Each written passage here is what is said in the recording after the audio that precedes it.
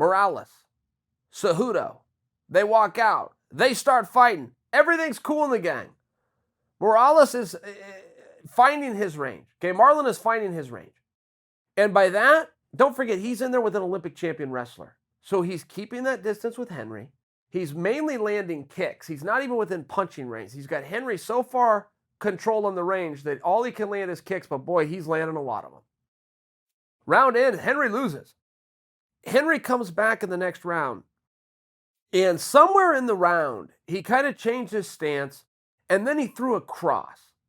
And for any of you, allow me to condescend, but for any of you that don't know what a cross means, it just means when you're in a stance, you've got one lead hand, that's going to be your jab hand, and then you've got a backhand. Whatever hand is back is known as your power hand, and that punch is called a cross.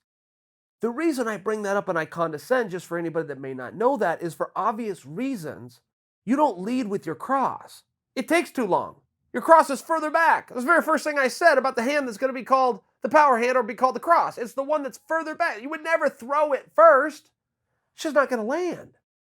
Floyd Mayweather is largely famous for a combination that he does, which is he throws a cross followed by another cross.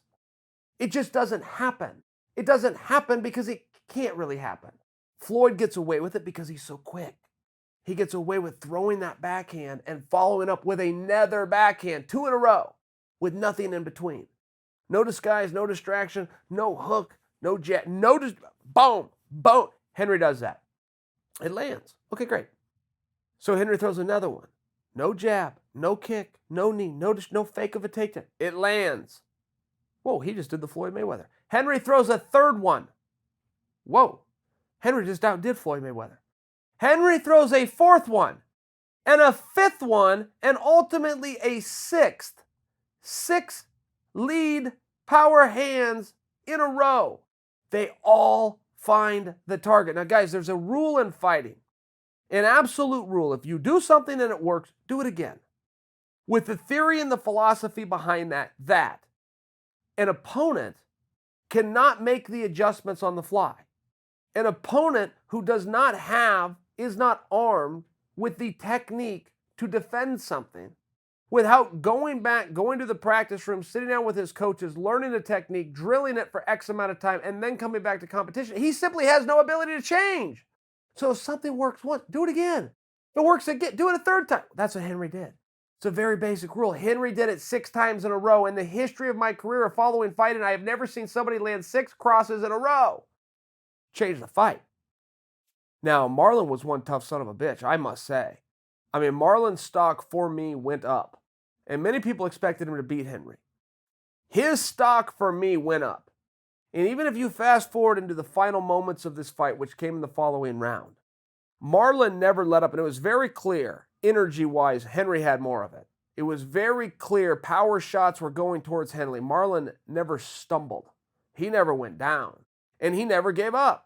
Even though it was clear that he didn't have the energy, that it wasn't going to, eventually this is not going to be good, Marlon. Doesn't matter. He did what we call going out on your shield. He fought to the very end. Till the referee, he never gave up. He never said surrender. The referee had to step in and pull him off and follow the rules, and that's the way it worked. But Henry, all the same, becomes the world champion. Takes the microphone. And this is an important moment, okay? I know a lot of you don't love the fact that the microphone is a part of the sport. Even those of you who are denying that, who want to say the entertainment should not matter, it should be wins and losses, and we should go off the rankings. Even those of you that are saying that you don't like that, you're wrong. Excuse me, you're wrong. I don't mean you're wrong to think that. I'm telling you you're wrong when you think you don't like that. You just aren't aware of it. The people that think the interview and the call out and the anticipation and the buildup and the schoolyard antics of pointing your finger in somebody's chest and telling them to meet you behind the track at 3 o'clock, for any of you that think that isn't something that you like of the sport, you're wrong. And for any of you that are saying, hey, Chael, how dare you tell me that? Then go ahead and next time you watch the sport, put it on mute. None of you will do that. 0. The people that think they love the sport and they love the purity of it, and that is most certainly an element in my message is not. As a matter of fact, if this is a pie, that's 98% of it, for sure. But there's still 2%, maybe more like 5%, where those words matter. And even if you don't know that about yourself, I promise you, none of you will be watching the next pay-per-view on mute. Why? Because those words matter.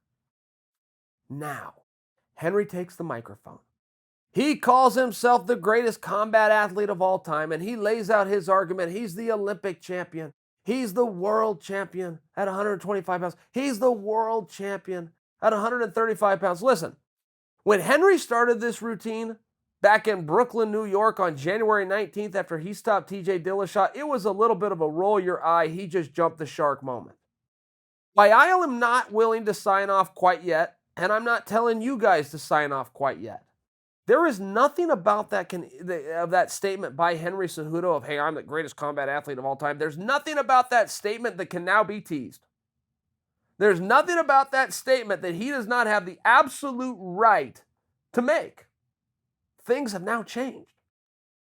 Henry has done a fantastic job of giving you his own resume, of letting you know why he is so confident, why he is so proud of himself, and why he should be coveted within the sport.